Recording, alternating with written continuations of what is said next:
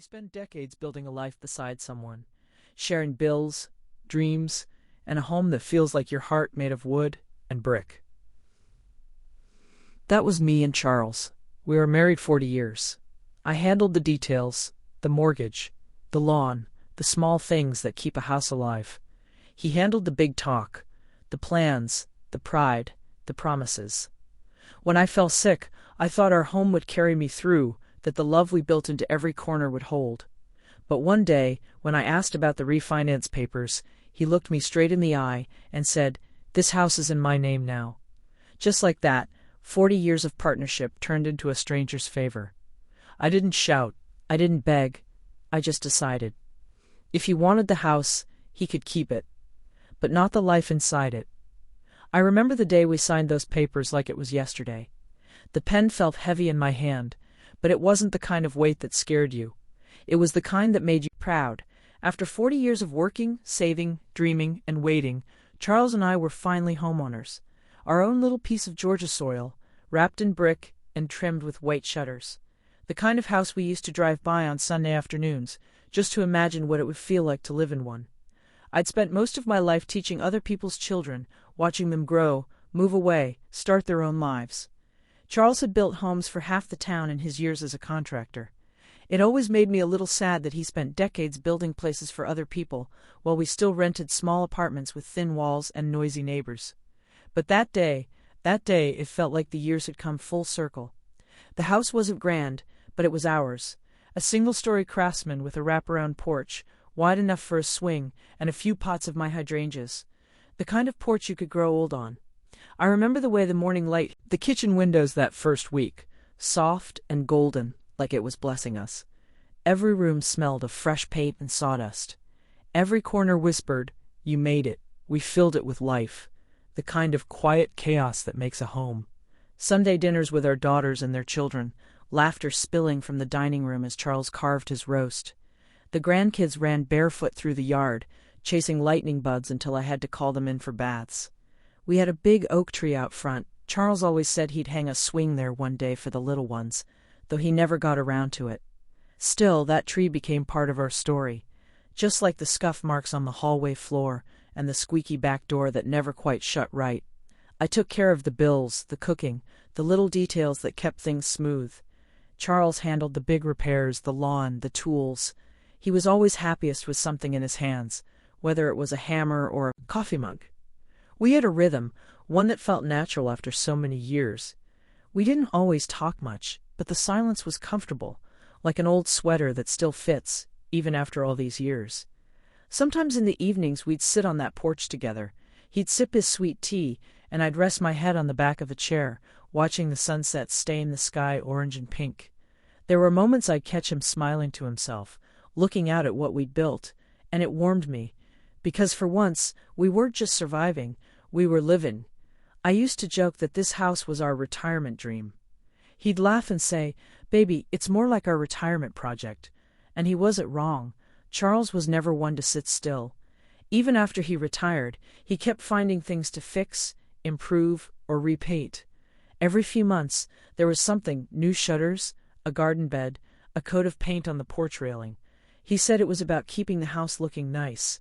But I think it was more about keeping himself busy. That man was never at ease unless he was doing something with his hands. But for me, it was the stillness I loved, the smell of coffee brewing in the morning, the soft creak of the floors under my slippers, the sound of the clock in the hallway ticking steady as a heartbeat. I'd sit by the kitchen window, looking out at the magnolia tree Charles planted for me the year we moved in. I'd watch the petals fall and think, "This is it. This is peace." When our oldest granddaughter, Lila, started college, she came by one weekend and said, "Grandma, this house feels like it's always been here." That made me smile, because that's what I wanted, a place that felt timeless, like love that stayed put, no matter what the world outside was doing. It wasn't perfect. Lord knows Charles and I had our share of disagreements. He liked things done his way, always had. I'd spent a lifetime learning how to work around his moods, smoothing things over with a quiet word or a cup of tea. That's what marriage was to me, knowing when to speak, when to stay silent, and when to simply keep things moving forward. Still, I believed in us. I believed in the years we'd weathered together, the lean ones, the losses, the slow rebuilds. I believed that the house was more than walls. It was the proof of everything we'd made it through. Then came the year my body started slowing down. It began small, just a little fatigue, a few dizzy spells I brushed off as stress. I told myself it was normal. After all, I was in my 60s, not 20 anymore.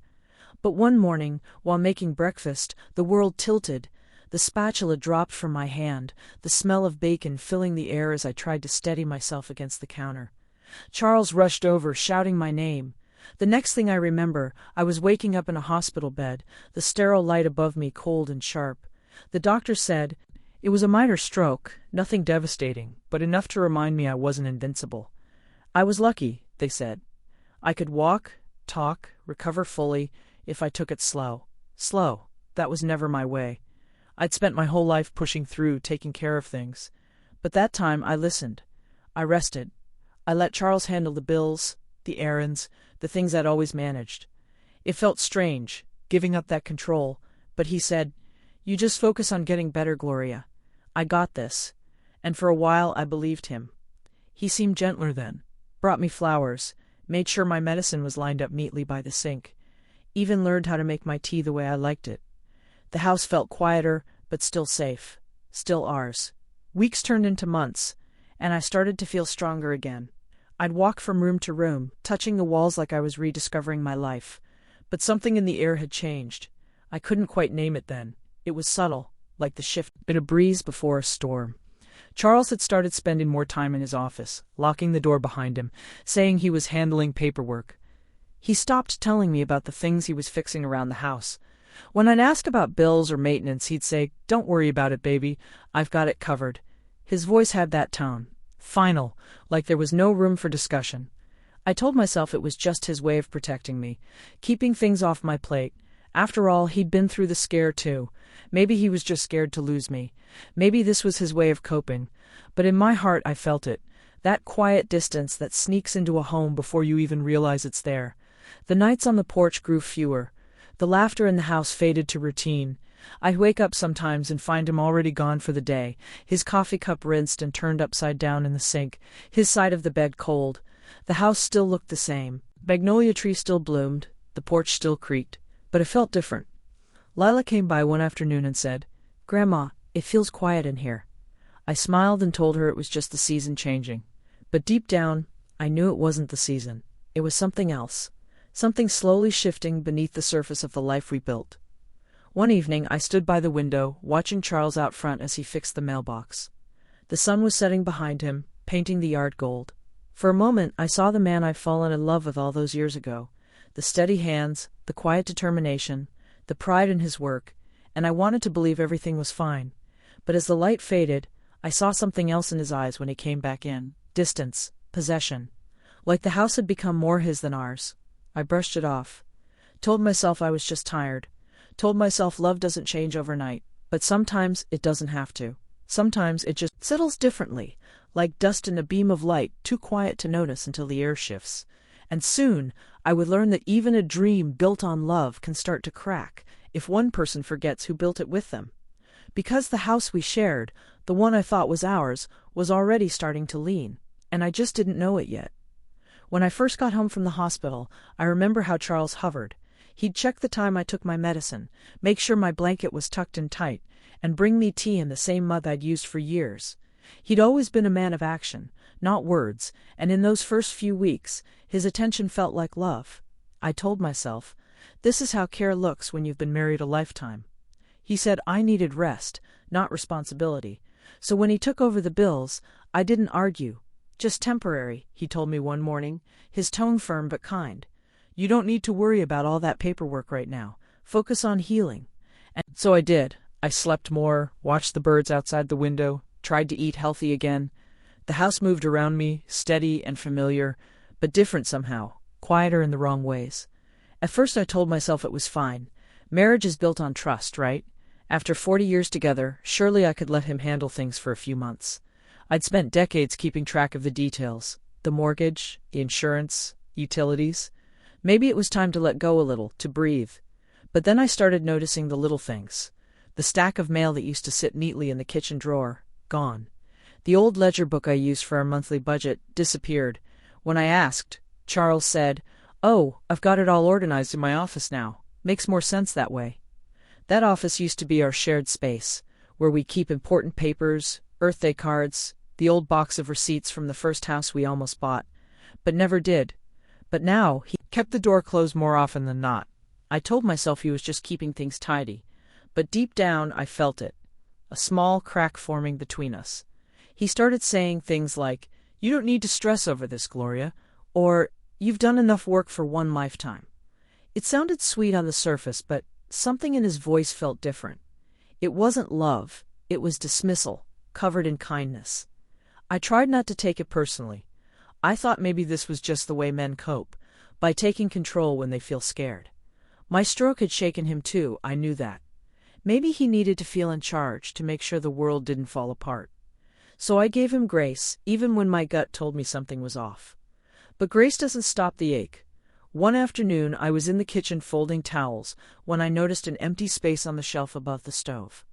My recipe binder, the one I'd kept for 40 years, full of handwritten notes, old family recipes, and even our grocery list from back when we could barely afford meat, was missing.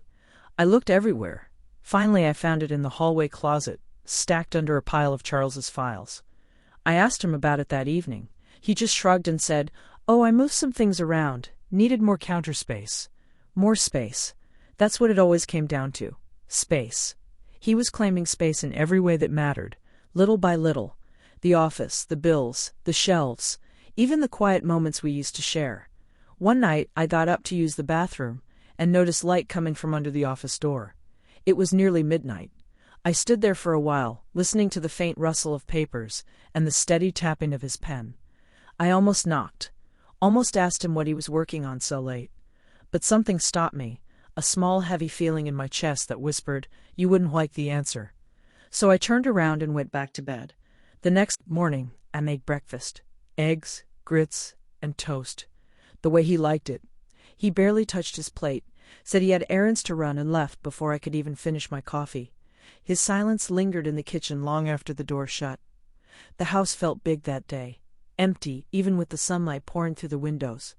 I walked through each room, touching the walls, looking at the pictures we'd hung together.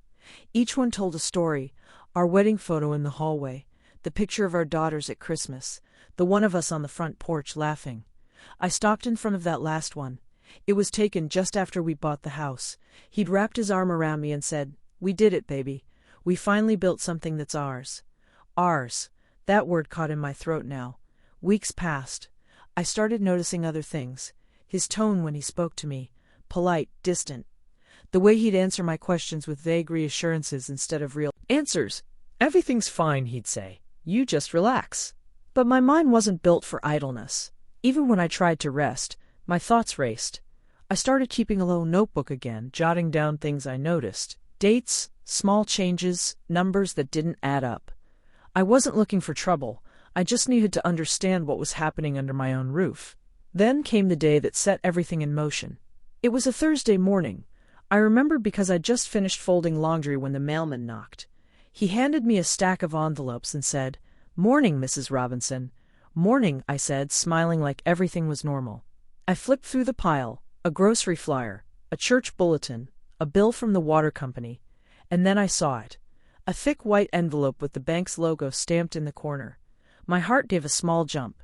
I'd seen enough envelopes like that over the years to know they weren't just about friendly reminders. I set the rest of the mail aside and looked closer. The name on it wasn't ours. Not both of ours, anyway. It read, Charles Robinson. No, and Gloria. Just him. I stared at it for a long time, my hands trembling slightly. Then I walked over to the window and looked out.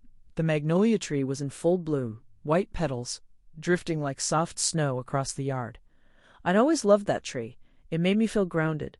But now, even it seemed to stand apart from me, like a piece of the home I no longer recognized. When Charles came home that evening, I handed him the letter. "You got something from the bank," I said, keeping my voice light. He froze for a moment, just a flicker, before taking it from my hand. "Thanks," he said quickly. "Just some refinance paperwork. Nothing for you to worry about." "Refinance?" I asked. We just finished the last round last year. He smiled, but it didn't reach his eyes. Interest rates dropped again. It's just business, Gloria. You don't need to bother yourself with it. I wanted to ask more, but he turned away before I could speak. That was his way of ending things, turning away. That night, I sat by myself on the porch. The air was warm, the crickets loud, and the stars sharp against the dark sky. But I couldn't feel any peace. I thought about every decision we'd made together, every bill we'd paid, every piece of furniture we'd bought. I thought about how much of myself I'd poured into that home, my time, my care, my belief that love was about partnership. And then I thought about how easy it was for one person to erase another when trust became a one-way road. Something deep inside me stirred that night. Not anger exactly, but awareness. A quiet awakening. I realized that if I didn't pay attention, I could lose everything without even knowing when it happened. So I started paying attention. I started listening not to his words, but to the pauses between them. I watched how his shoulders tensed when I asked simple questions. I noticed how quickly he locked his office door after getting the mail, and the next morning when he left for errands, I went to that kitchen drawer, the one where I'd kept our records for decades. I opened it slowly, empty, completely empty. Every paper that ever proved the story of our life together, gone.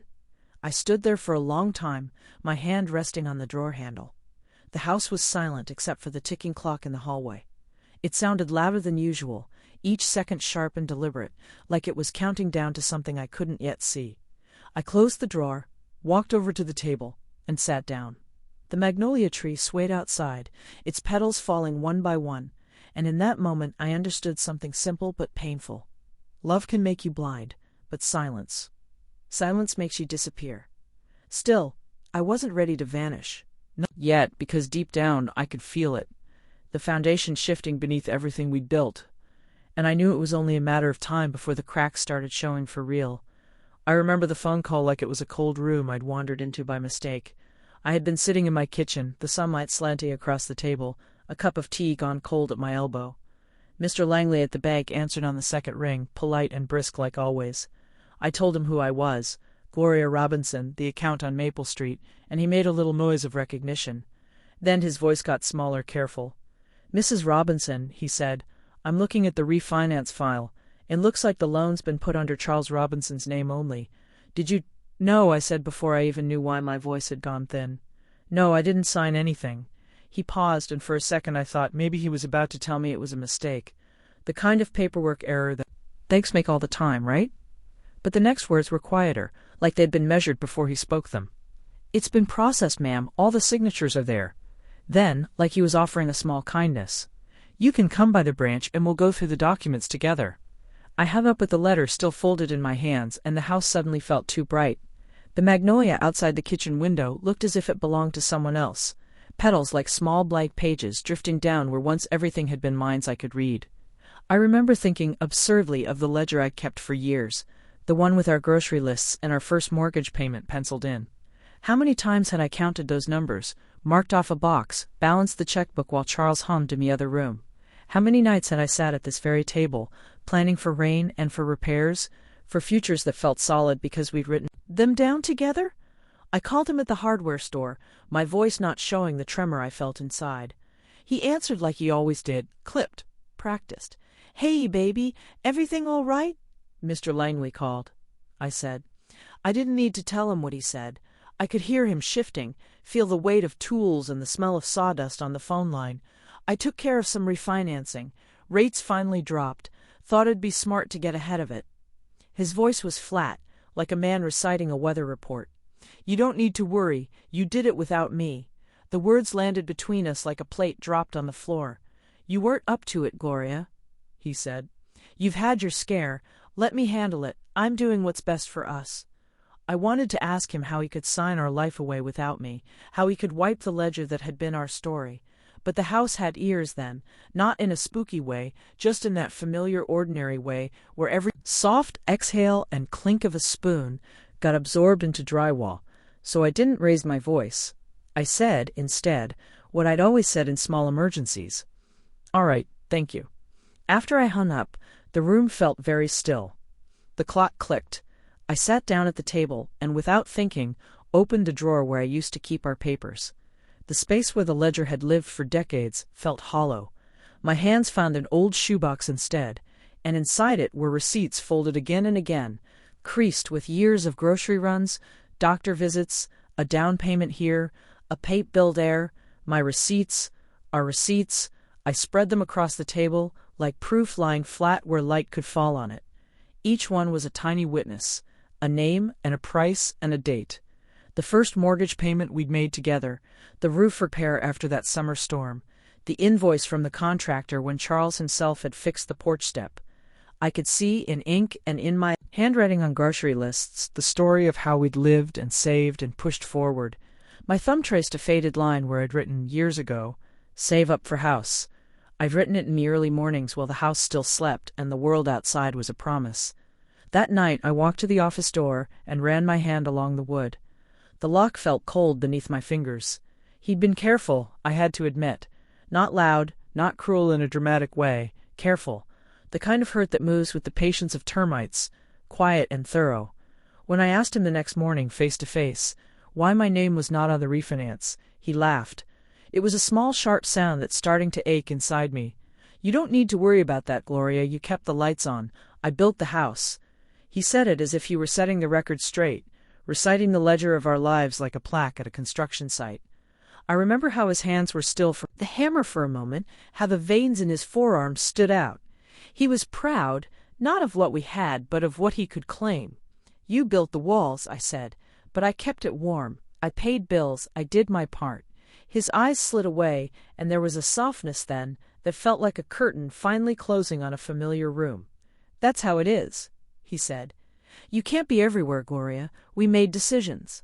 I wanted to name every night I'd sat up, balancing figures, every late afternoon I'd walked to the bank, because he was on a job site. I wanted to lift up the ledger like gospel and say, "Look," but what good would that have done? He had moved the papers. The paperwork moved faster than memory sometimes, and when a man decides the narrative tends to acquiesce. So I packed. Not in a dramatic way, no suitcase thrown down the stairs, no booming manifesto, just an old cardboard box and a sense of slow, burning calculation. I gathered receipts first. Each one I folded and held like a promise I could hand back to the world. Insurance receipts, mortgage payments, bank transfer confirmations. I took the deed copy I kept tucked between hymnals and the church bench, a thing I had never thought to bring up like evidence until now. I found letters from the mortgage company that had both our names years ago, yellowed and soft around the edges where my hands had smoothed them for safekeeping. As I set each paper in order, something in me rewired itself. The hurt was present, of course, a blunt, domestic hurt that lives in the corners of cabinets. But beside it, something quieter, hardened into resolve. I had been taught to be small for so long, to let the big things be handled by bigger hands. I had been taught to believe the house itself would carry me, that the mortar between bricks was stronger than the chips in a man's heart.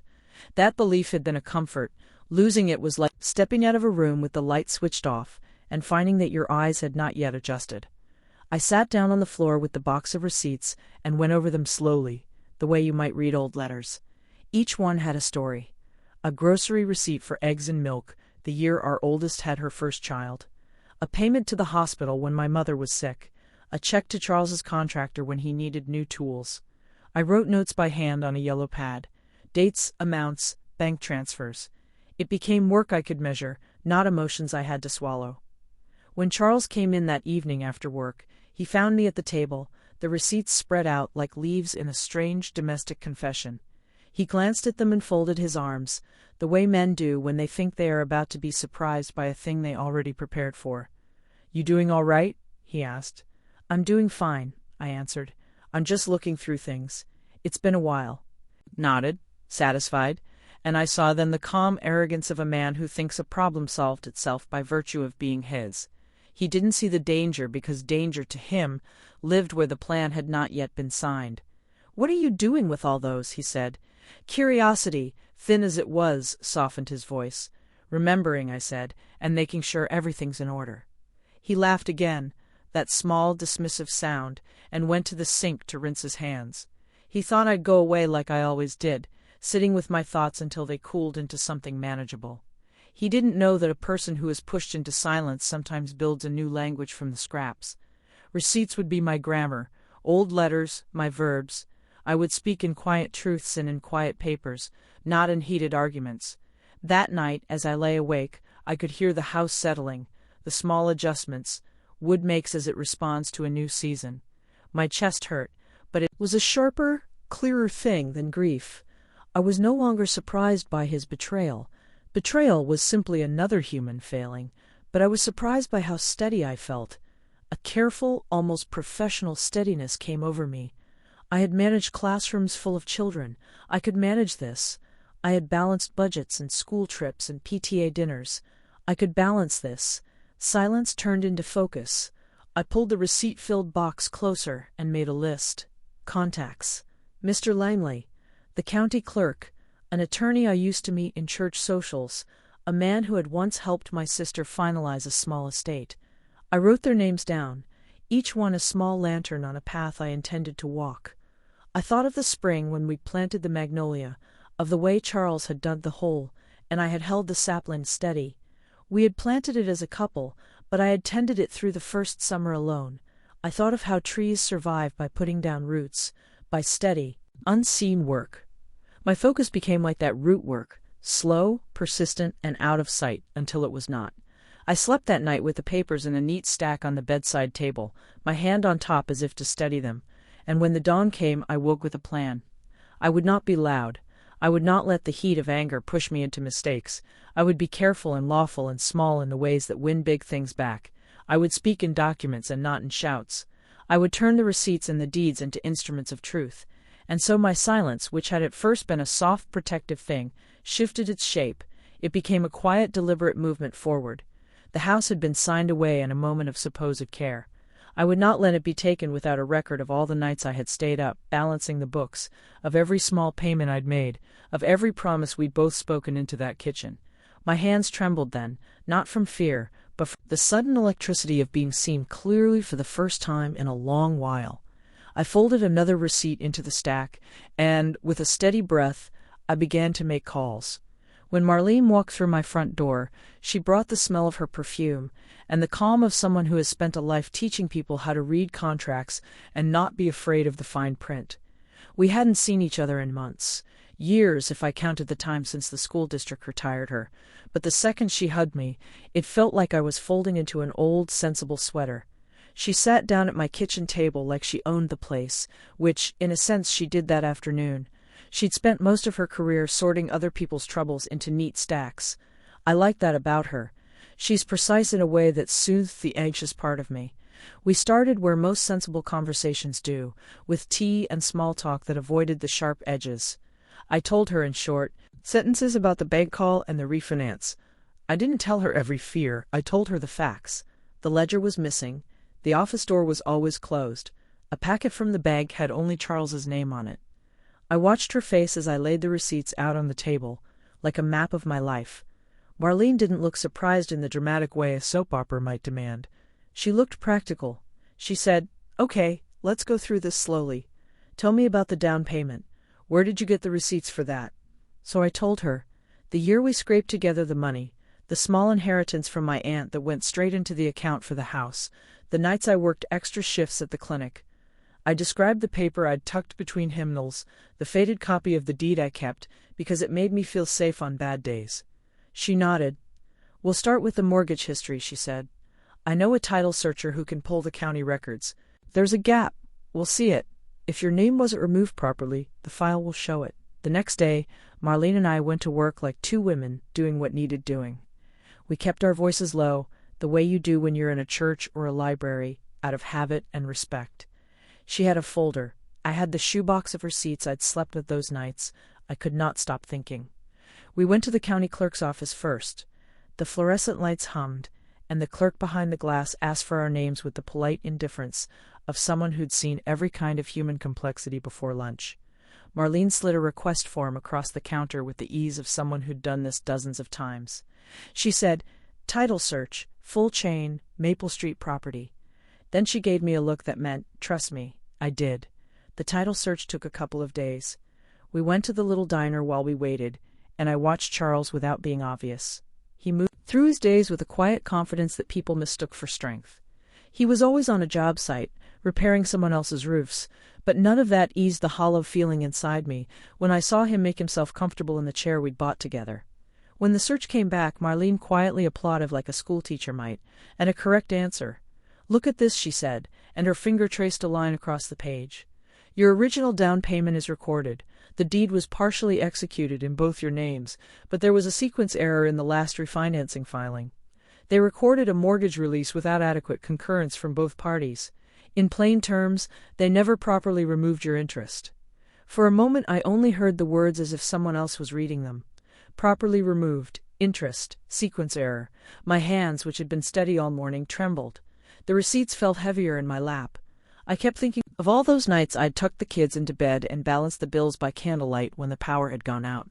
All those small stubborn acts of care had to count for something.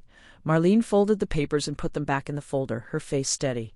"This means you're still on record as a co-owner," she said. "The refinance may have been processed, but the title didn't fully transfer. The law recognizes you unless all legal steps were completed correctly. It's not a guarantee of anything, but it's a start." I felt a curious lightness then, like the first time in weeks I could breathe without checking for cracks. Not victory, nothing so dramatic, but the gentle realization that there was a thread I could follow out of the maze. I had been turned out of my own kitchen in one quiet gesture. I had been denied the right to know. Now there was a paper trail that said I still belonged to this house in more than memory. Marlene and I sat in the car afterward, quiet and a little bowed by the weight of what comes with waking up.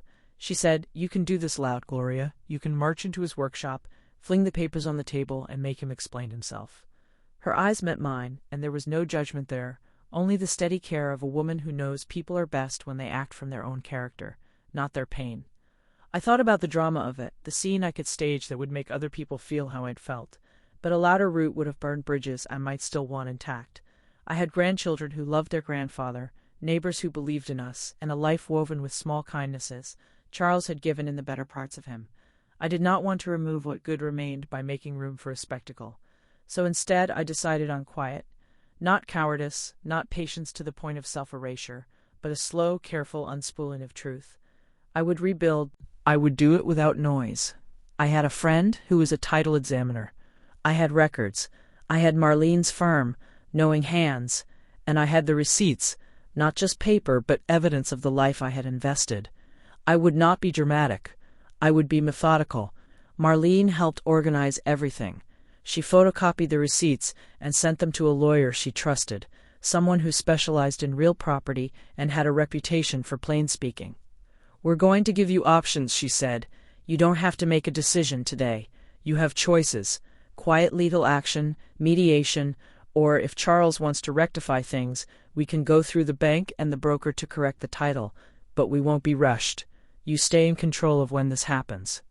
Those words, "you stay in control," were like keys to a door I thought had been gone forever. I felt the old resolve settle into my bones. Control had never been about being louder than anyone. It had been about making sure the story of my life was true on paper as well as in my heart. Over the next week, we moved like two women setting a careful trap for truth. Marlene contacted the title examiner and the attorney. I made a list of the payments I'd made, the dates, the amounts, the grocery receipts that had nothing to do with the house, but everything to do with the life it sheltered. At night, I sat with the papers spread across the kitchen table and lit a lamp, the soft light making the ink look brave. I wrote letters I would not send yet and made phone calls I would not disclose. It felt clandestine in a way that didn't feel wrong. It felt like preparation. I watched Charles with new eyes. He was the same man who had leaned over me at the clinic when I took my first shaky steps after the stroke. He was also the man who had, in a few careful movements, redrawn our ownership without bothering to tell me. People are full of contradictions. I didn't doubt his skill with wood or the way he could coax a porch back to life. I only wanted the same respect I'd given him for the years we'd built this life together. When I told Marlene what I wanted to do next, she didn't flinch. "Change nothing in haste," she advised. "Make sure the title is corrected. If necessary, we file a quiet title action. You've got the receipts, you've got witnesses, you've got the law on your side if it's been done improperly." So I waited. Not idle waiting, which wastes time. I waited like someone tending seedlings, each day checking the paperwork, following up with the attorney, listening for the quiet creak of something shifting. I puttered in the garden, trimmed the magnolia, cleaned the windows until the light came back indifferent. I talked to neighbors and to the grandchildren, who would run their fingers through my hair, and not yet know the weight of the game we were playing. There was a particular kind of power in that quiet. It wasn't the boisterous triumph of headlines and shouting. It was a deep, unwavering patience edged with expertise. The house felt different under my hands. The rooms were the same. The kitchen tile that had a chip from when Charles dropped a pan years ago. The upstairs window where the light hit just so in late afternoon. But when I moved through them now, I was not merely passing time. I was reclaiming it, quietly, each measured step like a claim staked back into the soil. And all the while I planned, not wildly, not in fits of passion. I sketched options, approached Charles with evidence and an offer to mediate, filed to correct the title quietly, or use the leverage the law gave me to negotiate respect, to ensure my voice would be heard in any future decisions about the house. My goal wasn't punishment. I didn't want to erode the man I'd loved. I wanted truth and fairness, and if truth came with a measure of justice, then so be it. There is something humble about how power looks when it is reclaimed properly. It doesn't flash, it root deepens. I spent my days like that, tending papers and petals, filing papers and planting bulbs for spring. The legal work was slow, the kind of slow that asks you to be precise and patient. I practically enjoyed the rhythm of it. Call, wait, document, check. The rhythm steadied me in a way grief and betrayal had not. When Marlene and the attorney agreed the case was strong, they smiled at me in a way that felt like a promise. "You still have the foundation, Gloria," Marlene said one afternoon, and I felt the truth of it like warmth through a sweater. "You have the proof, and more importantly, you have the will." I thought of that magnolia, and how it had grown from a sapling into something that shaded our front porch every summer. Trees stand even when storms come. They bend, they root, they rise again. I knew that if I could just hold my ground with the same persistence I'd put into raising children and teaching classrooms and balancing ledgers, the house would answer. Not with fireworks, not with vindictive triumph, but with the plain, honest settling of things back to how they ought to be. So I kept quiet, I brewed tea, I filled out forms, I made calls, I kept my receipts close, like small miracles. My next move would be deliberate. It would test who truly owned more than the walls, who owned the story inside them, and the right to decide what came next. Because Charles might have a piece of paper with a signature and a bank file, but foundations are more than ink. They are made of years and mornings and the steady tending of a life. And I still had that. I remember the morning I started packing. It was quiet, the kind of quiet that makes you aware of your own breathing. The coffee pot hissed in the kitchen, and sunlight came through the lace curtains in soft patches. For a moment I stood there and looked around at the house that had been my world for 40 years, the living room with its creaky floorboard by the couch, the family photos on the mantel, the smell of cedar from the chest Charles built when we were first married. Every inch of that home held fingerprints, mine, his, the children's, even the echoes of arguments that used to fill the air when life felt heavier than love. But that morning the air was different, still, detached. I didn't move fast. I didn't need to. This wasn't the frantic kind of packing people do when they're running away. It was the slow, careful kind, the kind you do when you've made peace with what comes next. I folded the towels first, then the linens, then the small things that never looked like much, but made a house feel alive. The framed photo of our daughter as a child, the chipped teacup I'd kept even after its handle broke, the Afghan blanket I'd crocheted during a winter when Charles was between jobs. Each time I placed something in a box, I whispered a quiet thank you to it. I didn't know why I did that, only that it felt right. Every object carried a piece of who I used to be. The woman who believed a shared life meant shared respect, shared dreams, shared safety. But that woman had already left the day I found out my name was no longer on the papers. Today, I was someone else. Someone who understood that love doesn't mean losing your own ground. Marlene had helped me file everything with the lawyer earlier that week. The paperwork was clean, straightforward. "You're within your rights," she'd said, her tone steady but kind. "You're not running away, Gloria. You're simply claiming what's yours." It was strange how those words, "what's yours," had changed meaning over time. When I was young, what was mine was shared. My paycheck went into our account. My dreams were built around our family. But now, at 66, what was mine had become simpler: peace, dignity, rest. By afternoon, most of the boxes were lined up by the wall. The walls looked bare without the family portraits. The silence inside the house had deepened, not sad, just hollow, like it was waiting to exhale. I sat down in my chair by the window and looked out at the magnolia tree. It was shedding its last blossoms of the season, petals scattered across the yard like quiet confessions. When I was younger, I used to believe that home was the place you built with another person, brick by brick, moment by moment. But life teaches you something different. Sometimes home isn't a place you share, but a piece you protect. Charles had gone out of town for a construction job 2 counties over.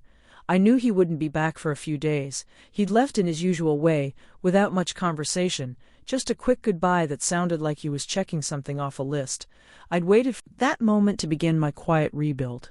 Not of walls or finances, but of myself. I went through each room slowly. In the kitchen, I took down the wedding china we'd used only once and placed each plate carefully in its box. In the hallway, I removed the family photos, the one of us on the porch, our daughter's graduation, the Christmas where the grandkids had piled onto our laps. I didn't take them out of spite.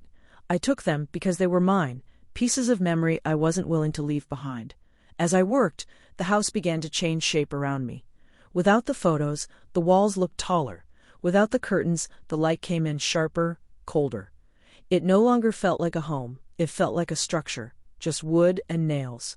For years I had been the warmth between those walls. And now, by taking my things, I was taking that warmth with me. On the last day, I walked through one final time. My footsteps echoed softly against the hardwood. The furniture was still there, his recliner, the coffee table, the old couch. But the soul of the house had already left with me. It struck me then how strange it is that a person can live somewhere for decades, and, in a matter of hours, take away everything that makes it feel alive. The legal envelope was ready, sealed, and signed.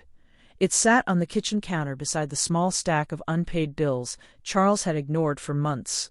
Inside was the notice of sale. Official, emotionless, powerful. The papers confirmed what the law already knew.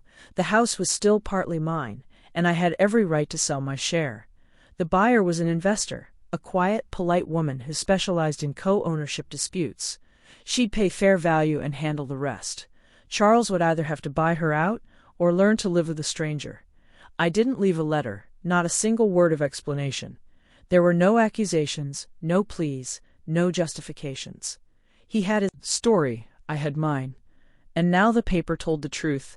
Neither of us wanted to say out loud that the foundation of what we'd built together had been cracked long before the bank got involved.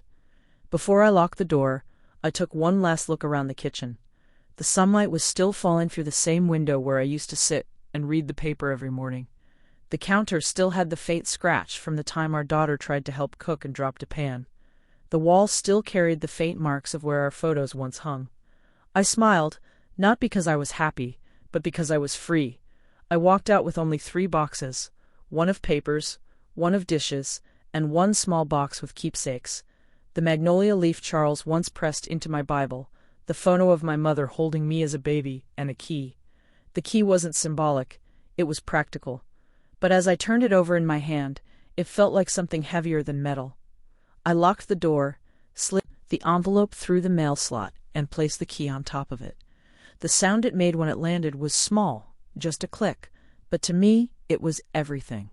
The closing of a chapter, the reclaiming of a voice. When Charles came home later, I imagined he'd find it all waiting for him. The emptiness, the silence, the envelope. I could see him standing there, trying to make sense of it, his hand tightening on the counter as he opened the papers. He'd see the words, "Notice of Sale," printed in clean black type, his name beside mine, the legal description of the property we once called ours. He'd probably get angry first, maybe call me, maybe curse under his breath. But anger wouldn't change what was true. I had spent my whole life building things that lasted: homes, classrooms, family. This time I had built something different: distance. Marlene had told me once, "You can't force someone to respect your contribution, but you can decide how much more of yourself you're willing to give away." Those words had stuck to me like a verse from an old hymn. I'd given enough. As I drove away, I watched the house shrink in the rearview mirror. The magnolia tree swayed gently in the evening wind, petals falling across the porch. It was still beautiful, not broken, not angry, just different, and I felt something loosen in my chest. It wasn't triumph, and it wasn't regret. It was peace, the kind that comes when you've done the hard thing without bitterness. I didn't know where I was going yet. Maybe I'd stay with my sister for a while. Maybe I'd find a small place closer to town. But wherever it was, I knew it would be mine. My space, my walls, my peace. I thought about Charles then, not with anger, but with the tired sort of love you feel for someone who no longer fits the shape of your life. He had his pride, he could keep it. That was his comfort, and I wouldn't take it from him. But peace, that was mine, and I intended to keep it. As the car reached the end of the street, I didn't look back. I didn't need to. Because for the first time in 40 years I was closing a door without hesitation, without explanation, and without fear. And for the first time in my life it was enough. It's funny how a person can start over without making a sound. You don't need fireworks or goodbyes that echo down the street. Sometimes it's just a door that closes softly behind you, and a morning that greets you somewhere new. My new apartment sits on the corner of a quiet block near the church I'd been going to for years. It's small, just a kitchen, a cozy living room, and one bedroom. But the sunlight finds its way through the curtains like it knows exactly where to land. Every morning the light pours across my table and warms my hands as I sip my coffee. It's different from the old house, simpler, humbler. But peace doesn't ask for grandeur. It only asks for space to breathe. When I first moved in, I didn't know what to do with the quiet. For the first few nights, I'd catch myself listening for footsteps in the hallway or the creak of the old floorboard by the kitchen door. I'd half expect to hear Charles humming as he came in from the garage. But the only sound here was my own breathing, soft, steady, alive. It took me a few weeks to stop calling this place the apartment and start calling it home. But one Sunday morning, when I was baking a loaf of sweet bread for the neighborhood kids, I caught myself humming in the kitchen. The same tune I used to hum back at the house, and it hit me, I hadn't lost my home. I just left the place that stopped feeling like one. The community center down the street was looking for someone to teach reading classes for adults. Marlene told me about it. It's part-time, she said, and they need someone patient. You've got patience down to an art. I laughed when she said that, but I went anyway. The first day I walked into that classroom, and it smelled like chalk and coffee and hope. People from all walks of life, older folks, young parents, even a man who'd worked construction his whole life and wanted to read bedtime stories to his grandkids. I found a new rhythm there. Teaching again reminded me who I was long before I was a wife or a homeowner. I was someone who built things, not just with hands, but with care. Watching those students sound out words and find pride in their progress filled a space in me that had been empty for a long time. After class, I'd come home, bake bread, and sit by my window as the sun went down. The air smelled like sugar and butter, and a kind of peace I hadn't known I'd been missing. Kids from the building would knock on my door, their eyes wide and hopeful, and I'd hand them slices wrapped in napkins. They started calling me Miss Glow. Sometimes they'd stay to talk, telling me stories about school or their families. I listened, smiling, seeing pieces of my younger self in their laughter. It's strange how life can circle back to the simplest joys when you strip away everything heavy.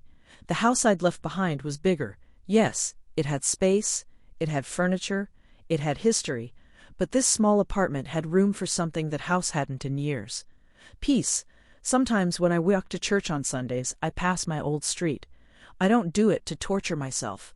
I do it because it reminds me of how far I've come. The first few times it hurt.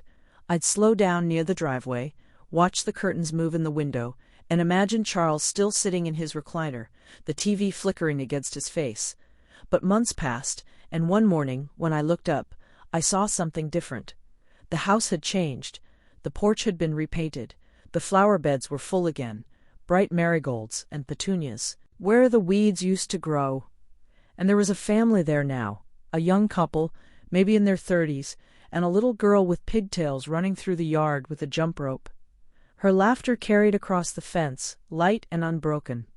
For a long moment I just stood there watching, not out of longing, but out of quiet gratitude. The house wasn't mine anymore. Not the walls, not the deed, not the address. But seeing life return to it made me realize something I hadn't understood before. Some places aren't meant to stay yours forever. Some are just meant to be chapters, rooms where you learn, love, hurt, and heal. I smiled, whispered a small blessing under my breath, and kept walking. That night, sitting by my window, I thought about everything that had led me here, the good, the bad, the quiet moments in between. Life has a way of reshaping you when you think you're too old to change. I used to believe strength was about holding on, to people, to houses, to plans. But now I see that real strength is sometimes about knowing when to let go. I don't hate Charles. I don't even pity him. I understand him now in a way I didn't before. Pride can make people do foolish things. It can make a man forget that love is built on partnership, not possession. But that's his burden to carry, not mine. I laid mine down the day I left that key on the counter. My new life isn't grand. I don't need it to be. It's made of small things. The smell of fresh bread, the sound of church bells on Sunday mornings, the laughter of children outside my window, the soft hum of the radio in the kitchen. Those small things have become the pillars of my peace, and sometimes when I pass my old street and catch a glimpse of that house, the one we built, the one I left, I feel something gentle stir in me. Not regret, not sorrow, just understanding. Because now I know, some houses keep you, that hold your laughter, your memories, your years, but others you have to walk away from, so your heart can find its way home again. I'm not bitter, I'm not broken, I'm just free. The sun is setting now, and the apartment is bathed in that golden light I've grown to love. I pull a fresh loaf from the oven, place it on the cooling rack, and watch the steam rise. The smell fills the air, sweet, comforting, whole. Outside I can hear the sound of kids playing in the courtyard. I think to myself, this, right here, is home. Not because it's perfect, but because it's peaceful. Because I chose it. And if you've ever had to leave a place that no longer held space for you, then you know, walking away doesn't mean losing. Sometimes it's the only way to come back to yourself. Some houses keep you, some you have to walk away from, so your heart can finally come home again. If this story touched your heart, take a moment to share it with someone who might need the reminder that peace isn't something you're given, it's something you reclaim. Thank you for listening. Don't forget to like, share, and subscribe for more stories of quiet strength and justice, told straight from the heart.